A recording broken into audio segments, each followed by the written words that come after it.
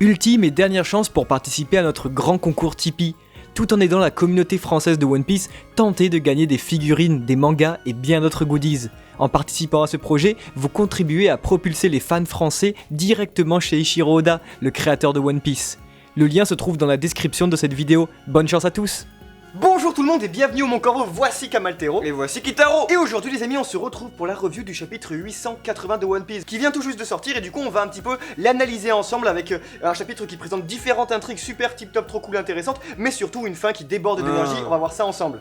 Si vous voulez, en fait le chapitre 879 de One Piece, la semaine dernière on en avait parlé et tout, on était sur le cul, on était là en mode ah mais c'est pas possible, c'est trop de la bombe. Et bah là le 880 il récidive cette fois, mais en 1000 fois plus, avec tout simplement un des meilleurs cliffhangers de One Piece depuis très longtemps.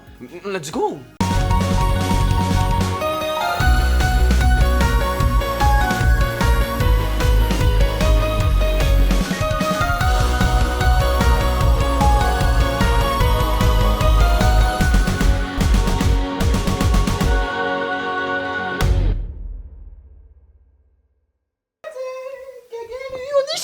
Avant de commencer la vidéo, on aimerait vous dire qu'on a reçu, bah oui, les flyers de la Geek Universe. Regardez, on est là-dessus, là, on est là.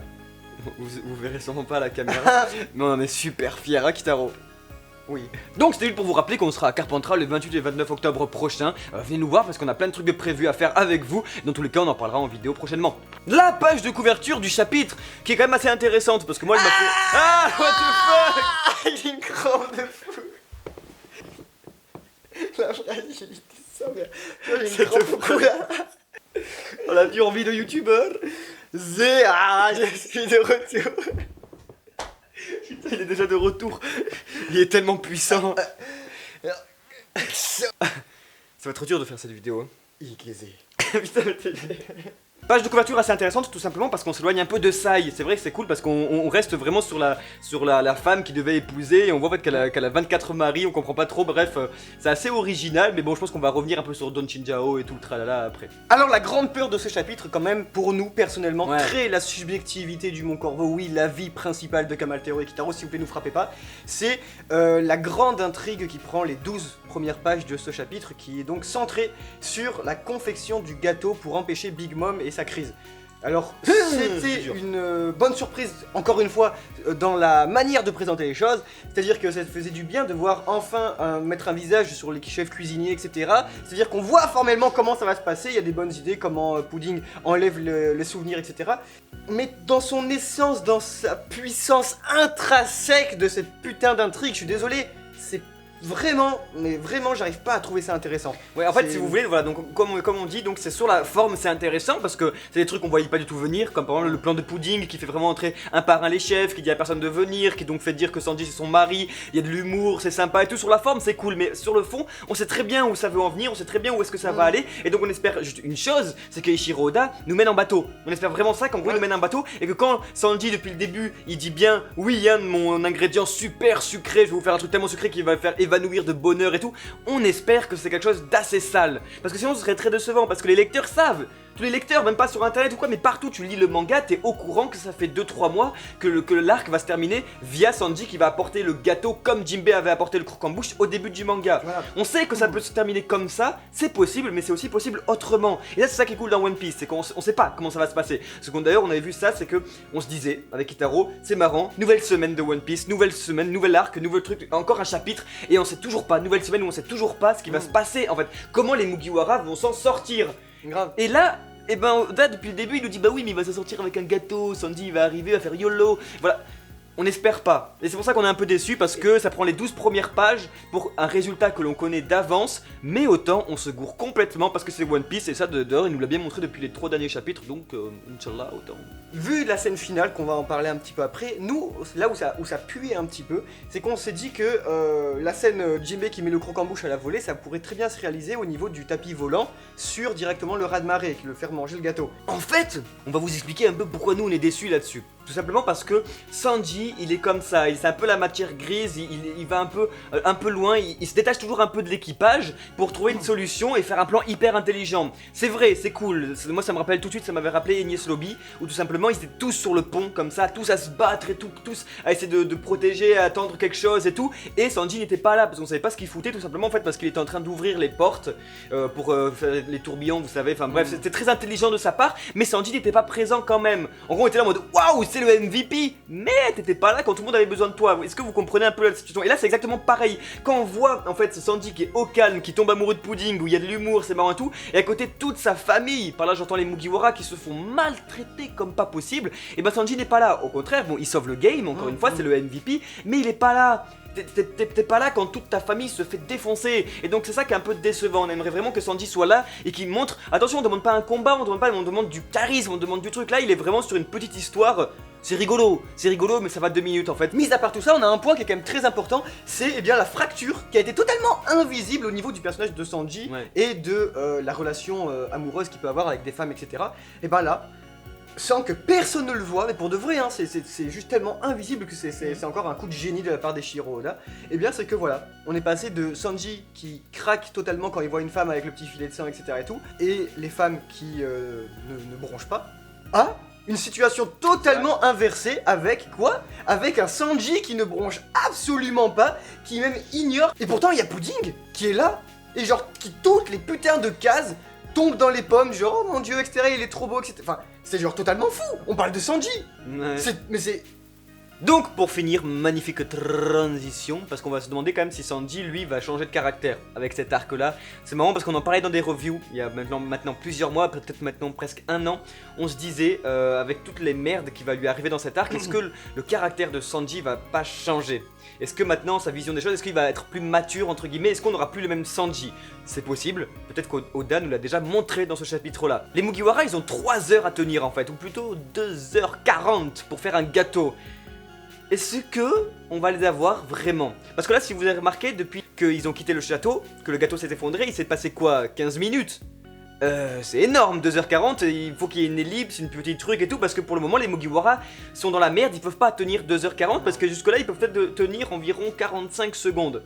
Donc, on a un chapitre quand même qui s'appelle, en fonction des traductions, 0 chance de survie, genre aucune chance, aucun échappatoire. Et en fait, c'est vraiment la partie du chapitre qui a été absolument fantastique. C'est celle où on retrouve forcément la confrontation Luffy versus Katakuri et le chaos omniprésent, la défaite des Mugiwara, parce que là on va parler, mais de défaite pour l'instant, parce que s'ils arrivent à s'en sortir, eh bien c'est une sorte de victoire par abandon, vous comprenez, genre c'est vraiment la fuite, et c'est-à-dire que là, ils ont enfin perdu, on peut presque le dire, et ça fait du bien dans le sens où, l'univers est rééquilibré, mais d'une force, vraiment, c'est-à-dire qu'on a déjà, on va parler de la petite intrigue Katakuri-Luffy. Déjà, on a quand même un Katakuri Aniki. Un Katakuri Aniki, un Katakuri grand frère qui prend soin de sa famille et qui pèse dans le game. C'est-à-dire que c'est quelqu'un qui n'a pas une goutte de sueur face au capitaine au chapeau de paille. C'est absolument hallucinant. On a une sorte de volonté graphique à nous montrer un Luffy plein de sang et un Katakuri tout beau, tout propre. C'est absolument dingue. Et un Katakuri qui réexplique le monde de One Piece. Katakuri qui vous dit écoute Luffy, déjà 1, t'es un capitaine de merde. Et de 2, désolé, mais en fait c'est toi qui nous pète les couilles. Mais vraiment c'est toi qu'il faut que tu arrêtes s'il te plaît de frapper mes frères et mes sœurs. Tu dis oui, vous mettrez pas vos sales pattes sur Nami, etc. et tout en essayant de briser le miroir Luffy. Mais frère, t'as oublié ce que tu viens de faire?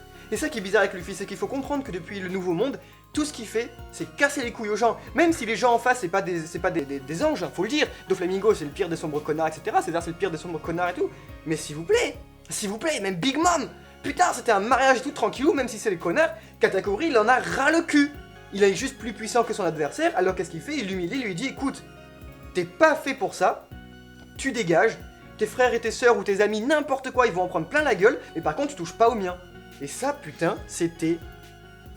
Donc voilà, c'est ce qui fait que le chapitre est vraiment hyper intéressant, c'est la dernière page encore, parce que bon, il y a Katakuri, c'est cool, mais la dernière page, Big Mom, et intéressante. En plus donc de la confrontation Katakuri-Luffy, ce qui fait que le chapitre est ouf de ouf, c'est son cliffhanger. C'est donc la dernière page, ça montre vraiment la dangerosité du nouveau monde. Parce que oui, Oda il nous l'avait mis plusieurs fois dans le manga quand on était sur Grand Line, qui disait oui, la seconde partie de Grand Line, vous allez voir le nouveau monde. Là, c'est pas facile du tout. Là, ils sont en danger total. Danger total que Nami elle dit bon bah voilà, on va pas s'en sortir. MDR, c'est la fin des Mugiwara. Big Mom utilise carrément son fruit du démon pour donner vie à l'océan lui-même. C'est un truc de ouf. Parce qu'il faut pas oublier qu'on avait vu Zeus et Prométhée qui étaient comme ça, restés sur la côte en mode bon bah voilà, ciao Big Mom et tout, reviens vite s'il te plaît, prends soin de toi. Et là en fait, et ben carrément Big Mom, tout en étant toujours inconsciente, il faut pas l'oublier, et utilise son fruit du démon pour donner vie à l'océan. Alors certains vont dire, voilà, oui, on en discutait avec Kitaro juste avant, mais attends, mais un fruit du démon dans l'océan, normalement Kitaro, ce n'est pas possible. Enfin, je veux dire, pourquoi je prends un accent chinois? On se disait c'est pas possible, mais en fait, voilà, c'est vrai qu'il faut pas, c'est un peu une incompréhension. Au début, il fallait comprendre bien que l'océan lui-même, donc l'eau, n'interdit pas les utilisateurs de fruits du démon à utiliser leurs fruits, mais les affaiblit, les rend totalement d'où la noyade, d'où tout. Donc voilà en fait, mais sinon on peut quand même utiliser son fruit du démon sur de l'eau. Et c'est ce que Big Mom nous montre totalement. Elle dit bah je prends l'océan, je lui mets mon fruit de l'âme dedans, je vais faire un petit ras-de-marée, ça fait penser à Shirohige, et tout le monde s'amuse dans la cour de récré. Waouh! Enfin,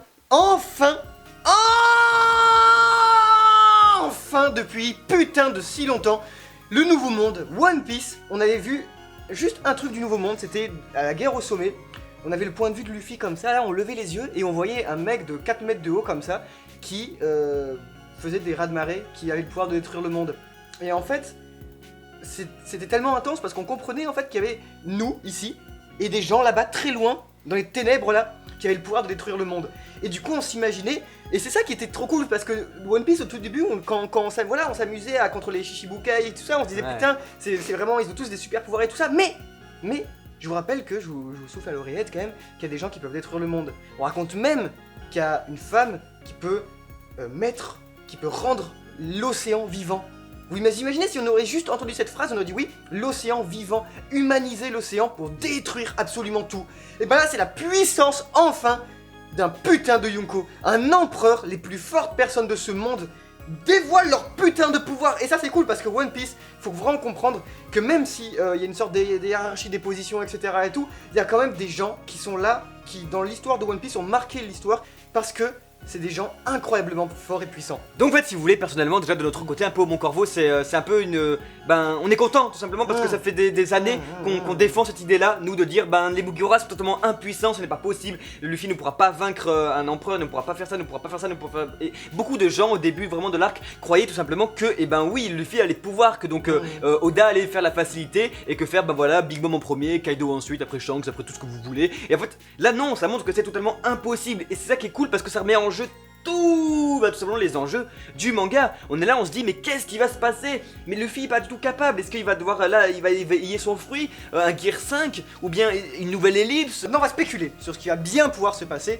et on note que sur l'intrigue Katakuri versus Luffy, on a quelque chose qui se dévoile, c'est Katakuri qui dit enfin c'est quand même un peu pitoyable ta situation parce que quand même c'était censé être un 1v1, je te rappelle et tout ça, et Luffy qui dit soit c'est vrai, il faut que je me concentre sur toi. Ouais. Donc qu'est-ce que ça veut dire? Est-ce que ça va... C'est marrant parce que ce chapitre il prend un petit peu le contre-pied des lecteurs, c'est-à-dire qu'on s'attendait tous un petit peu à un Gear 5, Gear 5, Gear 6, Gear 6, Gear 7, Gear 7, voilà, enfin, genre vraiment une sorte de surenchère de la puissance, et pourtant non, ça n'a pas du tout été ça. Cependant, c'est ce qui risque d'arriver la semaine prochaine, il y a un chapitre la semaine prochaine normalement, ça va être vraiment très, très cool parce que là en fait, le chapitre il se finit comme une fin de tome, une fin absolument remarquable, etc. Et pour autant, on a un chapitre directement qui va s'enchaîner, et si les calculs sont bons, techniquement ça va être le dernier avant une pause. Donc ça veut dire que ça va encore finir sur quelque chose d'absolument énorme. Et là on peut que spéculer sur comment peut-être vraiment le Sonic qui coule, le Sonic qui est retourné parce que Nami le dit. Mais écoutez, voilà, il y a les navires à gauche-droite, le raz-de-marée. Franchement, Luffy, elle le dit, hein. Luffy, je suis désolé, il n'y a rien qu'on puisse faire, c'est fini. Comment ils peuvent s'en sortir? Moi j'ai pensé à un truc directement, c'est quand même dans tout le chapitre on ne voit pas Jinbei. Donc je me suis dit, moi là Jinbei il est quelque part, il mijote et tout. Les pirates du soleil, anciennement, n'oubliez pas, ils sont quelque part dans le coin, ils pourraient vraiment aider. Moi ça me fait penser encore une fois, bah oui, à Impel Down, comme ils étaient partis avec tous les petits poissons, comme ça. Et donc on était là en mode, bon c'est possible, Jinbei peut nous sortir un truc vraiment, il nous fait un balabalabazik. Et donc ça nous fait un petit, je sais pas, un petit passage, un petit courant sous-marin, bref, c'est possible. Sinon, Zoro qui arrive et qui fait un Sansekai. Enfin voilà, sinon, mis à part les hommes poissons, ils ont pas trop de chance de s'en sortir. Ou alors le si gâteau. ce n'est un gâteau. Ouais. C'est-à-dire que voilà, on voit bien. Aïe aïe aïe. Donc voilà, autrement, il y a encore la possibilité du gâteau, c'est-à-dire en volée, vous comprenez, sur le tapis volant comme ça. Ou de le balancer dans la bouche de Big Mom tel Jinbei et son fameux croc en bouche qui pourrait souligner une sorte d'apanadiplos scénaristique. Ça veut dire quoi? Ça veut dire que l'arc termine en boucle sur la situation initiale qui nous montre que rien n'a changé et que l'empereur reste l'empereur. Mais d'un certain côté, est-ce que c'est pas aussi ce qu'on aurait besoin de voir? De voir en fait, on n'a pas réussi à vaincre Big Mom, la seule chose qu'on a réussi à faire c'est à la calmer. Tout ça pour dire les amis que la surprise reste un petit peu intégrale et c'est très bon parce que justement, pourtant tout se resserre. On a quand même les dernières paroles du chapitre que c'est désolé Luffy, cette fois c'est fini. C'est quand même un petit peu ça les dernières paroles, donc s'il vous plaît. Et bien pourtant c'est pas terminé en soi parce que voilà, il y a encore quelques pages qui vont suivre. Normalement Luffy en plus à la fin il devient roi des pirates, donc je dis ça, je voilà, dis rien. normalement, et il y a le One Piece à trouver quand même, donc bon, normalement on se dit là à la semaine prochaine pour essayer de continuer les aventures de Chapeau de Paille. On espère, parce que pour le moment c'est mal parti. Et oui, la semaine prochaine il y a un chapitre et ça c'est vraiment lourd tout simplement parce que ça fait plaisir, c'est très rare qu'Oda fasse autant de longues séries comme ça. Qu'est-ce qui va se passer? C'est que on sera là pour en parler et attendez-vous à quelque chose d'incroyable parce qu'il y aura sûrement une pause après. C'est cool, vraiment là profitez parce qu'on est en train de lire des chapitres de One Piece qui valent vraiment le coup. On est sur quelque chose d'énorme et donc allez-y, lisez, partagez ça avec tout le monde, avec vos copains et tout. Partagez vraiment la passion de One Piece et ce que ça vous apporte en ce moment parce que nous, je sais pas vous, mais nous ça nous apporte vraiment plein, mais alors plein de bonheur. Merci d'avoir regardé cette review, on espère que vous avez autant aimé la regarder que nous on a aimé la faire. Oui. Parce que voilà en ce moment on fait des reviews assez complètes, je sais pas si vous avez remarqué parce que les chapitres sont de plus en plus intéressants et forcément nous voilà, c'est des revues un peu plus longues que d'habitude, on essaie de bien tout détailler etc parce que vous le méritez. Et surtout, c'est super intense de faire tout ça et d'en partager parce qu'après il y a tous vos commentaires et tout ça. C'est un véritable plaisir, donc merci beaucoup d'être toujours là les amis. On se dit à très vite au Mont Corvo, c'était Kamaltero. Et c'était Kitaro, ciao ciao.